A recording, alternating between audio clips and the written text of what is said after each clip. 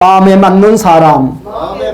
자, 여러분 오늘 본문의 말씀 사도행전 13장 17절에서 23절의 말씀을 중심을 통해서 내 마음에 맞는 사람이라는 주제를 가지고 함께 은혜를 나누겠습니다. 오늘 본문의 말씀 내용을 보았더니 안디옥 교회에서 파송을 받은 바로 바울과 바나바는 구브로를 거쳐서 바로 비시디아 안디옥까지 갑니다. 비시디아 안디옥에 이르러 안식일에 여러분 회당에 들어갔는데 사람들 중에서 정말 한 사람이 바울에 특별하게 보였던 것 같습니다. 바울이. 그래서 바울에게 말할 수 있는 기회를 주는 것입니다. 그때 바울이 거기 모여있는 유대인들에게 일종의 이스라엘 역사를 여러분 끌어내면서 자연스럽게 복음을 전하는 이러한 메시지를 거기서 좀 증거를 하게 됩니다. 바울이 꺼내는 내용이 무엇이냐 하면 이스라엘 역사를 말하면서 백성들이 예굽에서 430년 동안 생활을 했었고 또한 그들이 예굽에서 나와서 광야를 거쳐서 약속의 땅에까지 이르렀다고 말씀을 하고 있습니다. 그 다음에 이제 사무엘까지 사사시대를 거치게 되었는데 그 중에 백성들이 우리에게도 왕을 주시옵소서 하나님께 왕을 요구하는 것입니다. 하나님께서 그들의 백성들의 말을 듣고 기스의 아들 사울에게 첫 번째 왕을 주셨습니다. 여러분 주셨는데 바로 하나님의 마음에 들지 않아 패했다고 말씀을 하고 있습니다.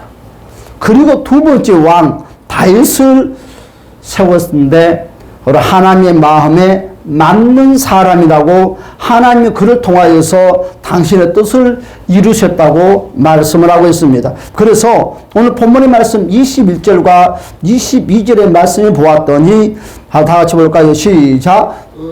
네, 그들이 왕을 구하거늘 하나님의 베냐민 지파 사람 기스의 아들 사울을 40년간 주셨다가 패하시고 다윗을 왕으로 세우시고 증언하여 이르시되 내가 이새의 아들 다윗을 만나니 내 마음에 맞는 사람이라 내 뜻을 다 이루리라 하시더니 아멘.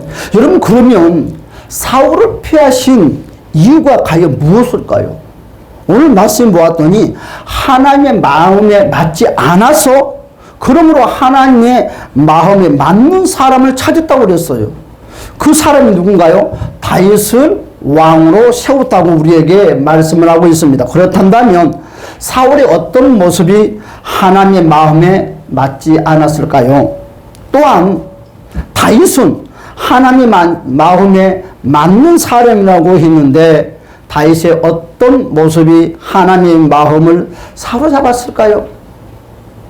여러분 사람의 마음을 여러분 얻는 것도 쉽지 않는데 여러분 하나님의 마음을 어떻게 움직였을까? 여러분 하나님의 마음에 맞는 사람인가요? 한 번쯤은 나의 믿음도 나의 모습도 하나님의 마음에 맞는 사람인가를 오늘 2023년도에 이제 마지막 시점을 보내가면서 우리는 한 번쯤 생각해 봐야 될 것이고 또한 23년도에 한 해를 보내면서 나는 하나님의 마음에 듣는 한 해가 되었는가? 여러분 사울과 다윗에게 분명하게 다른 점이 있었다는 것입니다. 사울은 사람 중심의 사람이었다.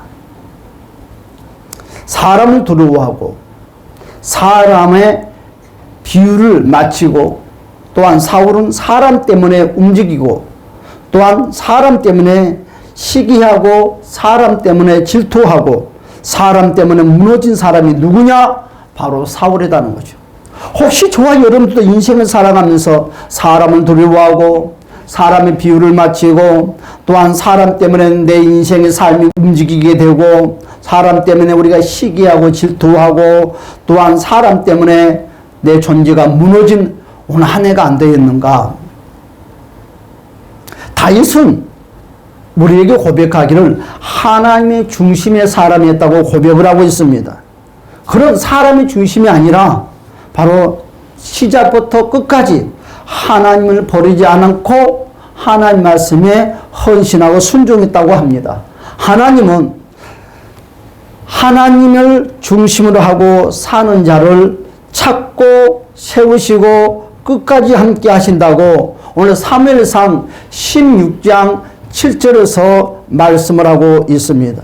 여호와께서 사무엘에게 이르시되 그의 용과 키를 보지 말라. 내가 이미 그를 버렸노라. 내가 보는 것은 사람과 같지 아니하니 사람은 외모를 보거니와 나 여호와는 중심을 보느니라 하시더라. 아멘. 그러면 이제 우리가 다윗과 사울을 비교해 봅시다. 사울은 제 마음대로 행동한 사람이었다고 오늘 사무엘상 15장 19절에서 23절의 말씀을 우리에게 하고 있습니다. 어찌하여 왕이 여호와의 목소리를 청종하지 아니하고 탈취하기에만 급하여 여호와께서 악하게 여기시는 일을 행하였나이까. 사울이 사무엘에게 이르되 나는 실로 여호와의 목소리를 청종하여 여호와께서 보내신 길로 가서 아말렉 왕 아각을 끌고 왔고 아말렉 사람들을 진멸하였으나 다만 백성이 그 마땅히 멸할 것 중에서 가장 좋은 곳으로 길갈에서 당신의 하나님 여호와께 제사하려고 양과 소를 끌어왔나이다 하는지라. 사무엘이 이르되 여호와께서 번제와 다른 제사를 그의 목소리를 청종하는 것을 좋아하심같이 하시겠나이까. 순종이 제사보다 낫고 듣는 것이 순양의 기름보다 나으니 이는 거역하는 것은 점치는 죄와 같고 완고한 것은 사신 우상에게 절하는 죄와 같음이라. 왕이 여호와의 말씀을 버렸으므로 여호와께서도 왕을 버려 왕이 되지 못하게 하셨나이다 하니. 하나님께서 아말렉과 전쟁에서 그들을 쳐서 모든 소유를 남기지 말고 진멸하라고 명하셨습니다. 그런데 오늘 사무엘상 15장 3절의 말씀을 보니까 지금 가서 아말렉을 쳐서 그들의 모든 소유를 남기지 말고 진멸하되 남녀와 소아와 젖먹는 아이와 우양과 낙타와 나귀를 죽이라 하셨나이다 하니. 하지만 사울은 어떻게 됐습니까? 아말렉 진영에 있는 모든 것 중에서 좋은 것 또는 기름진 것과 또한 어린 양 모든 좋은 것을 남기고 다 진멸하기를 즐겨하지 아니했다고 했습니다. 또한 가치가 없고 하찮은 것만은 사울 왕은 진멸했다고 합니다. 그는 자기의 중심, 자기의 생각이 하나님 말씀보다 더 앞서서 사무엘상 15장 9절에서 말씀하시기를 사울과 백성이 아각과 그의 양과 소의 가장 좋은 것 또는 기름진 것과 어린 양과 모든 좋은 것을 남기고 진멸하기를 즐겨 아니하고 가치 없고 하찮은 것은 진멸하니라. 아멘. 근데 몇 가지 사울의 인간 중심이고 사람 중심이라는 것에 몇 가지 우리에게 보여주고 있는 것이 있는데 첫 번째는 무엇이냐? 그는 하나님의 명령을 무시하고 순종하지 않았다는 거죠. 첫 번째. 무엇이 그렇게 했을까요? 여러분, 눈에 보이는 금덩어리가. 무엇이 그렇게 했을까요? 눈에 보이는 소와 양이. 눈에 보이는 의복 때문에 이것이 바로 사람 중심이 되고 말았다는 것입니다. 가치 없고 하찮은 것은 진멸하였더라. 사울은 제멋대로 행동하는 사람이었습니다. 두 번째로 이 일로 인해서 사무엘이 책망을 합니다.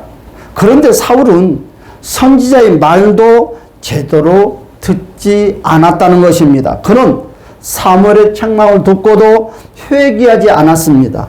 거역하는 것은 점치는 죄와 같고 완악한 것은 사신 우상에게 절하는 죄와 같다.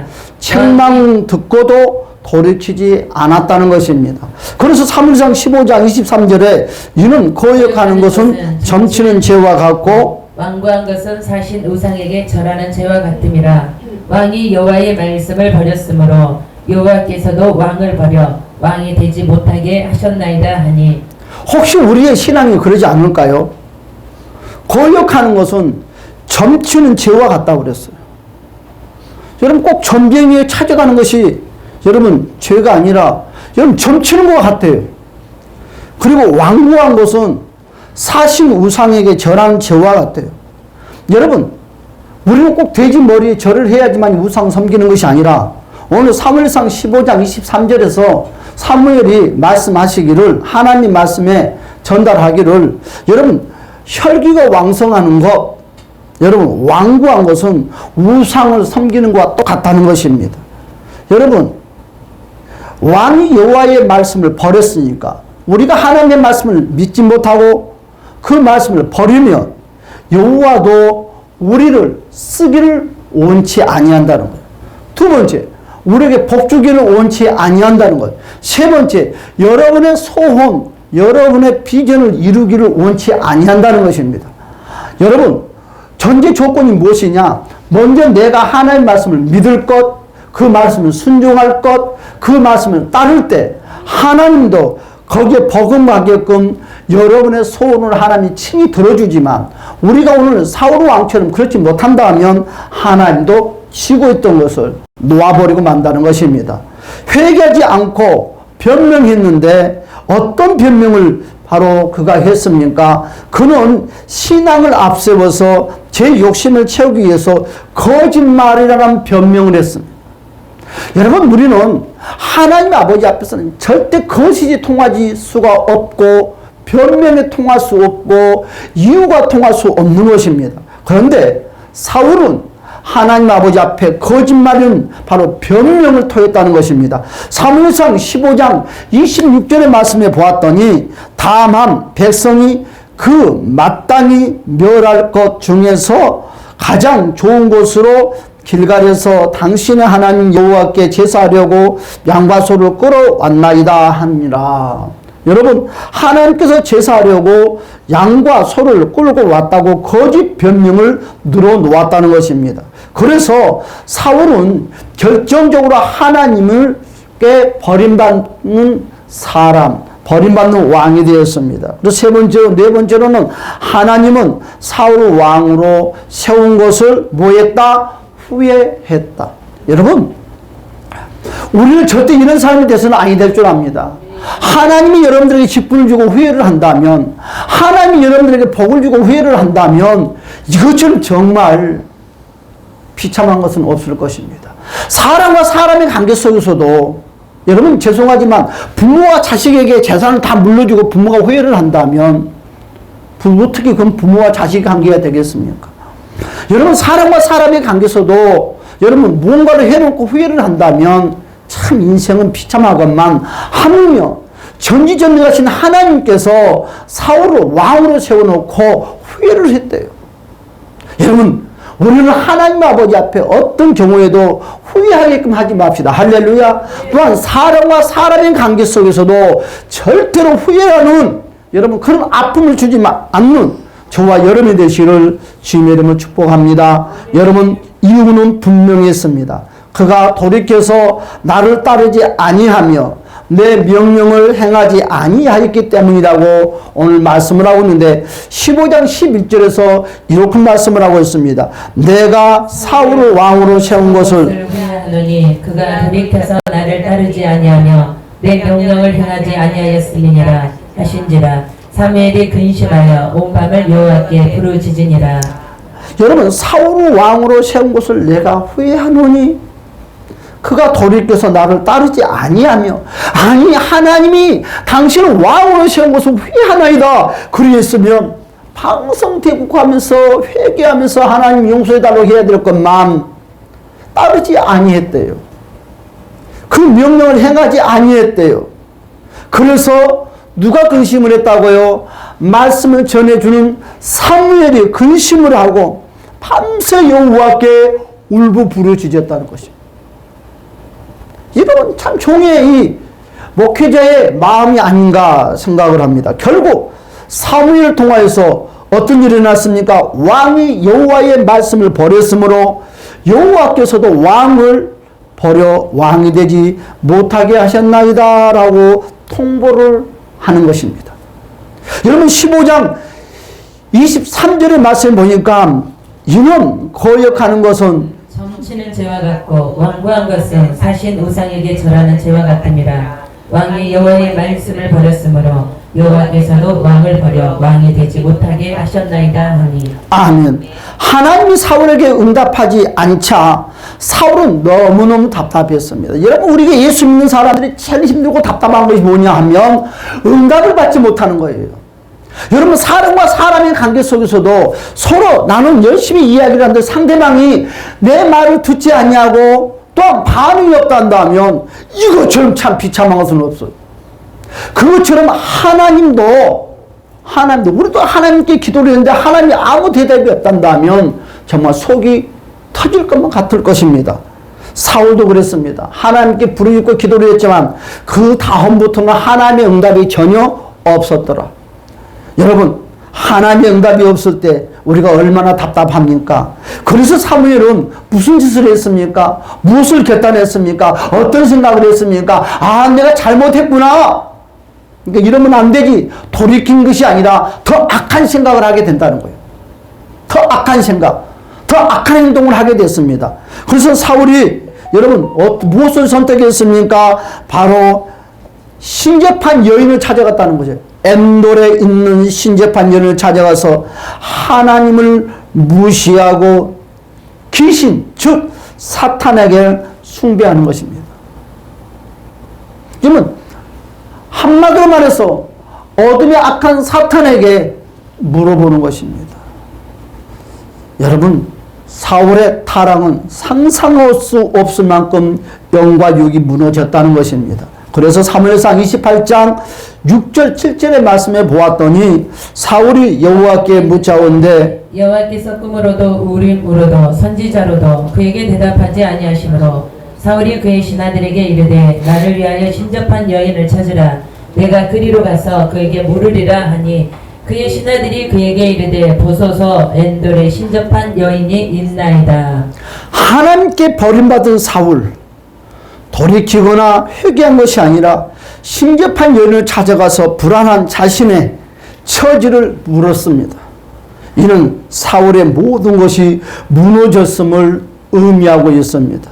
여러분, 한번 오면 반대로 다윗을 봅시다. 다윗은 하나님의 궁유를 구하는 자였다고 우리에게 소개를 하고 있습니다. 다윗의 삶도 여러분 우여곡절이 정말 많이 있었습니다. 그도 많은 실수와 범죄를 저지른 우리와 별다름이 없는 사람 중에 한 사람입니다. 하지만 다윗은 어떤 순간에도 하나님을 떠나지 않았고 하나님 앞에서 엎드리는 자가 되었다는 것이죠. 사랑하는 여러분, 우리도 사울처럼 바울처럼 스스로가 범죄하기 쉽습니다. 또한 범죄하면서 삽니다.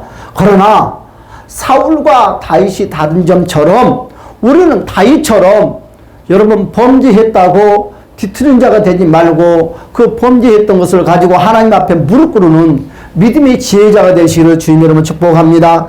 그런 어떤 범죄를 범했습니까? 우리가 잘 알고 있는 우리아의 아내를 범하고 우리아를 여러분 전염태에 내보내서 죽도록 이를 꾸민 자였습니다. 그래서 사무엘하 11장 14절과 17절의 말씀을 보았더니 아침이 되매 다윗이 편지를 써서 우리아의 손에 들려 요압에게 보내니 그 편지에 써서 이르기를 너희가 우리아를 맹렬한 싸움에 앞세워 두고 너희는 뒤로 물러가서 그로 맞아 죽게 하라 했더라. 요압이 그 성을 살펴 용사들이 있는 것을 아는 그곳에 우리아를 두니 그 성 사람들이 나와서 요압과 더불어 싸울 때에 다윗의 부하 중 몇 사람이 엎드려주고 햇사람 우리아도 죽으니라. 이 일은 하나님이 보시기에 악한 일이었다는 것입니다. 그래서 사무엘하 11장 27절의 말씀 보니까 그 장례를 마침에 다윗이 사람을 보내 그를 왕궁으로 데려오니 그가 그의 아내가 되어 그에게 아들을 낳으니라. 다윗이 행한 그 일이 여호와 보시기에 악하였더라. 다윗은 나쁜 짓을 한 것을 전혀 뉘우치지 않았습니다. 그것이 나쁜 짓인지도 몰랐습니다. 아주 뻔뻔한 사람이지요.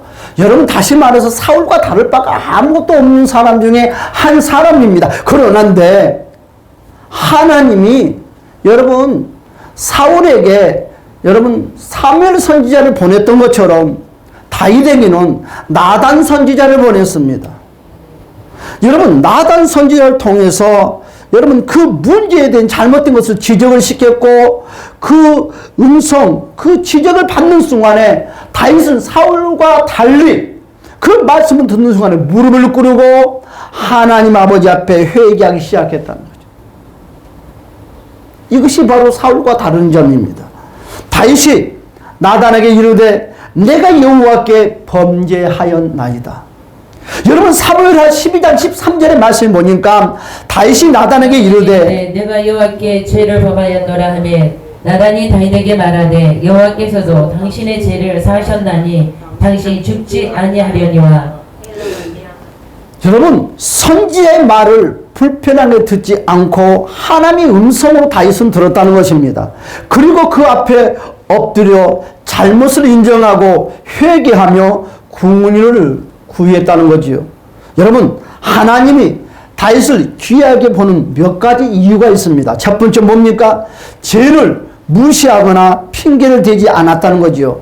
또한 변명하지 아니했다는 것입니다. 두 번째로 여러분 다윗은 하나님 앞에 범죄한 사실을 그대로 있는 그대로 고백했다는 것입니다.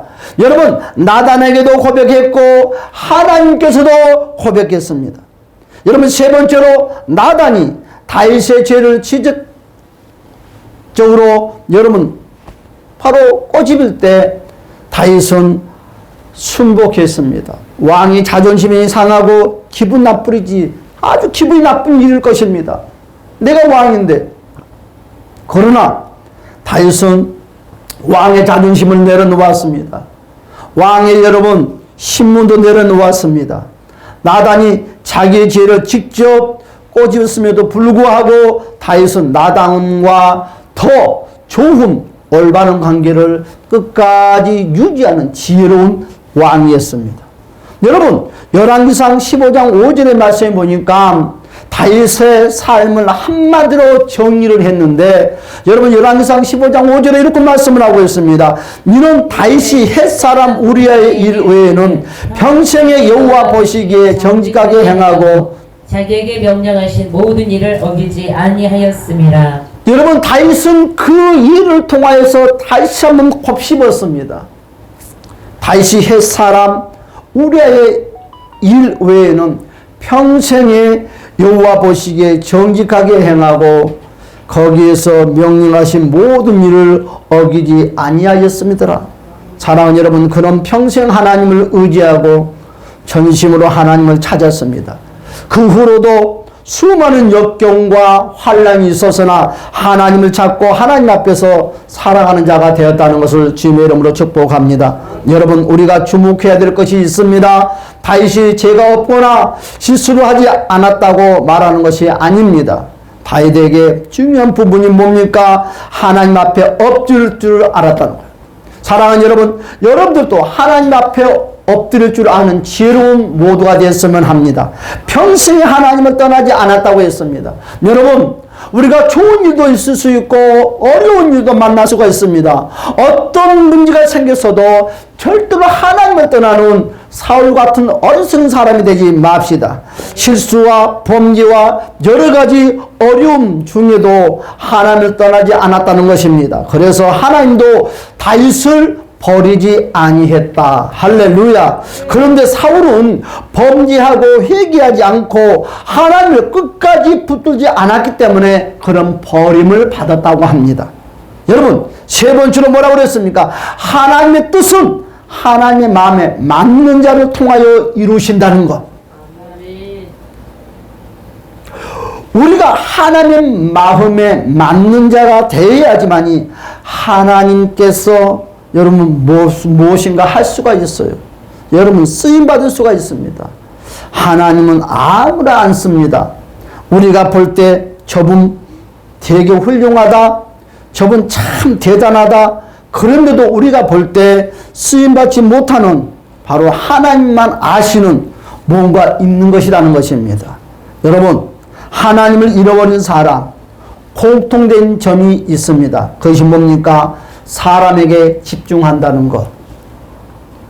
사울처럼 사람에게 집중한다는 것. 하나님을 잃어버린 사람, 인본주의자의 신앙은 여러분 사람의 중심을 가지고 사람의 눈치를 보는 인생을 살아간다는 거예요. 평생 사울은 자신에게만 집중했습니다. 자기 삶에만 집중했습니다. 다시 말해서 다윗을 시기하고 다윗을 질투하는 일에 자기의 일생에 여러분 거반을 다 낭비한 인간이 바로 사울 왕입니다. 여러분 하나님을 기쁘게 해야 될 사람이 여러분 자기를 시기한다고 자기가 질투한다고 그 사람을 넘어뜨리는 일만 모든 생명을 투자했다면 그것이 어떻게 하나님의 사람이라고 말할 수 있겠습니까? 하나님은 원수도 사랑하고 원수도 용서하라고 했건만 사울은 그 말씀대로 운행하지 못했습니다. 하나님을 잃어버린 사람은요 사람에게 집중합니다. 그래서 죄를 짓는 것도 두려워하지 않습니다. 주변과의 관계도 신경 쓰지 않습니다. 하나님의 생각은 전혀 하지 않습니다. 모든 결과는 자신의 공로를 돌리거나 남의 탓으로 또 넘긴다는 것입니다. 이런 사람은 성공 뒤에도 위험한 시간들이 떠나지 않는다는 것입니다. 사람 중심의 사람이 여러분 어떻습니까? 갖고 있는 공통된 점이라는 것입니다. 그럼 우리는 어떻게 해야 됩니까? 하나님 앞에 쓰임받자. 할렐루야. 따라서 합시다. 하나님께 쓰임받자. 여러분 하나님 앞에 쓰임받으려면 우리는 어떻게 해야 됩니까? 넘어지는 거 두려워하면 절대 안 되는 것입니다. 여러분 속담에 구독이 무서워 장 못 담근다는 바로 말이 있습니다. 실수하는 거, 실패하는 거 절대 두려워하지 마세요. 그 실패가 영원토록 함께 가는 것은 아닙니다. 여러분 그 실패가 영원토록 저와 여러분 발목을 잡는 것은 아닙니다. 여러분 그 실패는 한순간입니다. 자포자기하지 마세요. 낙심하지 마세요. 좌절하지 마세요. 여러분 실패는 먼지와 같은 것입니다. 털어버리면 털리는 것입니다. 할렐루야. 그러나 하나님이 우리에게 약속하는 구원의 천국의 축복, 내세의 축복은 영원하다는 것을 주님의 이름으로 축복합니다. 우리는 해내야 됩니다. 할렐루야. 여러분 힘들더라도 넘어지더라도 자빠지더라도 하나님 앞에 쓰임 받으려면 우리는 뭘 해야 됩니까? 일을 해야 됩니다. 일하는 사람이 하나님께 쓰임 받을 수가 있습니다. 여러분 어떤 곳에서도 하나님의 이름을 부르고 예수 그리스도 이름을 의지하시기를 십자가를 붙잡는 저와 여러분이 됩시다. 여러분의 힘으로 이기려면 어렵고 힘들고 낙심되고 연약합니다. 그러나 십자가를 붙잡을 때 용기가 생기고 힘이 생기고 의지력이 생기고 결단력이 생기고 자신감이 생기는 거예요. 그렇죠. 왜? 십자가가 받쳐주니까. 십자가가 용기를 주니까. 십자가가 승리했기 때문에. 십자가가 졌다 하면, 십자가가 자리했다면, 십자가가 패배했단다면 우리는 십자가를 붙잡을 필요가 없지만 십자가는 승리했습니다. 여러분 이 세상의 그 어떤 제약도 승리했습니다. 그러면서 우리 주님께서 우리에게 하신 말씀이 너희도 십자가를 붙잡으라. 모두가 승리할 수 있다는 것입니다. 사랑하는 여러분, 올 한 해가 이제 다 지나갑니다. 새로운 해를 맞이합니다. 2023년도 같은 해를 만나지 않으려면 십자가를 꼭 붙잡으세요. 사울 왕처럼 살지 마시고 다윗 왕처럼 하나님을 앞세우는 저와 여러분이 되시기를 주님의 이름으로 간절히 축복합니다. 그렇습니다. 여러분 우리는 넘어질 수가 있습니다. 우리는 실패할 수 있습니다. 여러분 다시 일어나는 것이 하나님의 사람의 특징이에요. 여러분 하나님의 사람이 아닌 사람들은 포기해버리고 좌절해버리고 낙심하고 말지만 하나님의 사람은 어둠처럼 일어나는 거예요. 자기 힘으로 일어나는 것이 아니라 십자가를 붙잡고 일어난다는 것입니다. 그렇습니다. 하나님 앞에 쓰임 받으려면 우리는 어떻게 해야 됩니까? 하나님을 의지하세요. 할렐루야. 여러분 넘어지더라도 자빠지더라도 어떤 힘든 일이 있더라도 하나님을 끝까지 의지하면 그 십자가가 여러분을 일으켜줍니다. 여러분 그 십자가가 여러분들을 승리할 수 있는 지혜의 안내자가 됩니다. 십자가를 통해서 하나님을 만납니다. 십자가를 통해서 성령의 인도함을 받습니다. 십자가를 통해서 성령의 감동 감화 역사하심을 받습니다. 할렐루야. 십자가를 통해서 주님의 음성을 들을 수 있다는 것을 주님의 이름 축복합니다. 여러분 사람이 돈이 없으면 돈이 있는 사람에게 기르고 싶은 마음은 누구나 똑같아요. 사람의 시선은 잠깐이지만 하나님은 과거와 현재 그리고 미래를 지고 계신 분이에요. 아멘. 여러분 좀 힘들다고 사람을 의지하지 마시고 사람에게 기대지 마시고 하나님께 기대세요. 그 하나님이 여러분들을 도와주고 그 하나님은 죽어도 뺏지 않습니다. 여러분, 그리고 여러분을 괴롭히지 않습니다. 사람은요, 여러분 손벌레서 얻었고 도움을 받으면 평생 동안 족쇄가 되고 말아요. 하나님의 뜻은요, 하나님 마음에 맞는 자를 통해서 일하신다는 것을 꼭 기억하세요. 따라서 나는 하나님의 마음에 맞는 자가 되자.